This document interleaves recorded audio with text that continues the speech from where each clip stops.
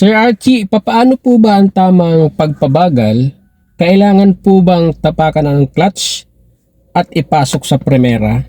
So isa lamang po yung mga kaibigan sa mga katanungan ng ating mga viewers, especially sa ating YouTube channel.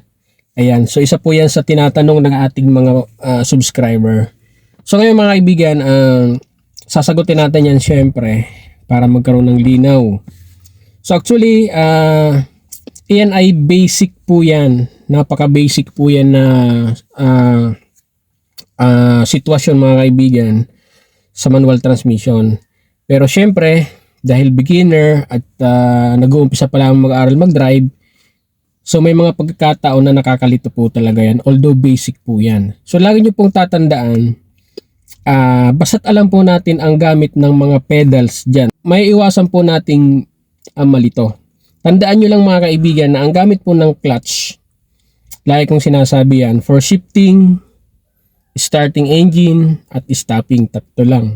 Ang brake pedal natin, dalawa ang gamit niyan. Slow down at pag-stop. Yan, pampabagal at pangpahinto. Din ang gas, increasing speed, yan, acceleration.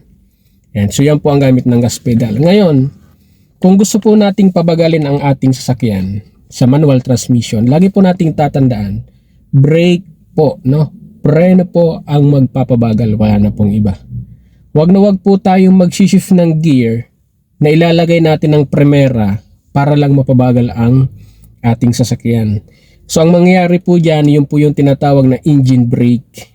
From the higher speed, from the higher gear, tapos ililipat mo ng first gear, so magkakaroon niya ng engine brake.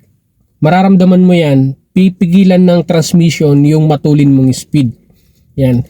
So hindi po siya normal talaga gawin. Actually, ginagawa yan for emergency.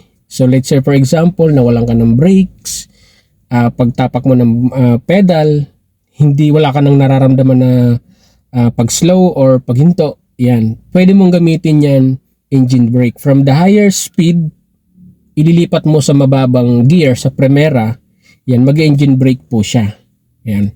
So yan po ang tamang paggamit ng engine brake. Kung gusto mo yung tamang paghinto or tamang pagbabagal, kung gusto mong magawa yung tamang pag-slow down, kailangan brake po muna ang ating tatapakan.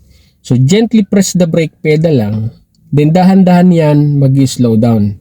So yan po ang gagawin nyo muna.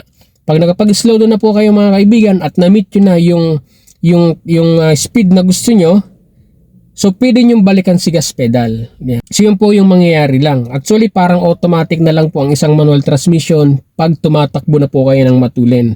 Once na matulin po ang sakyan nyo, pag nag-slow down po kayo, pag nag-press po kayo ng brake pedal, mag-create po lang yan ng pag-slow down. At pwede nyo ulit balikan yung gas pedal para mapatakbo nyo. No need nyo nang magbawas muna ng gear. Kasi ang pagbabawas po ng gear, it's depend nga po sa speed yan. Pero since ang tinatanong nyo po kasi, yung tamang pag-slow down, so brake po ang una nyong ipe-press. Wag na wag po kayong magpe-press ng clutch. At the same time, pwede pa kayong mawala sa control. So para hindi po kayo mawala sa control, lagi nyo pong tatandaan, brake po ang pampabagal. So ipapakita ko po sa inyo yung mga pedals dito para makita ninyo ang execution yan. So ito po siya. Okay, so ito po mga kaibigan yung ating clutch, brake at nandito yung gas. Ayun. Yan po yung gas pedal natin. Kung gusto nyo pong mag-slow down lang muna, from the gas pedal, ito po yung paa ko, ano.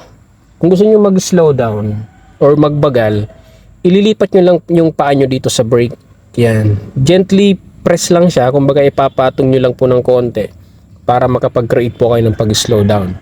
Pag nakapagbagal na po kayo mga kaibigan at gusto nyo umabante ulit, pwede nyo pong ilipat yan sa gas yung paa nyo. Yan. Para magkaroon ulit ng acceleration. And then pag nagkaroon ng acceleration po yan at halimbawa gusto nyo ulit mag-slow down, so press ulit po ng brake ng konti. Ayan. So ganun lang po mga kaibigan ang pag-create ng pag-slow down. So no need nyo na pong tapakan muna yung clutch at the same time magpapalit kayo ng first gear. So no po yun mga kaibigan. Kailangan nyo pabagalin muna ng sobra or at the same time kailangan nyo munang pahintuin ang sasakyan nyo para kayo ay makapagpalit ng first gear From the higher speed, ilipat nyo ng first gear. Pero kung gusto nyo mag-slow down lang, kagaya ng sinabi ko mga kaibigan, from the gas pedal, ililipat nyo lang ang paa nyo sa brake, konting press lang para mag-slow down. Pag nakapag-slow down na po kayo, at intention nyo nang ulit mag-move forward, pwede nyo na pong tapakan yung gas pedal. So ganun po mga kaibigan ang pag-create ng pagbabagal. So sana po nakatulong po sa inyo ng video na to, especially doon sa nagtanong. Abangan nyo po ang mga next video natin. Bye-bye!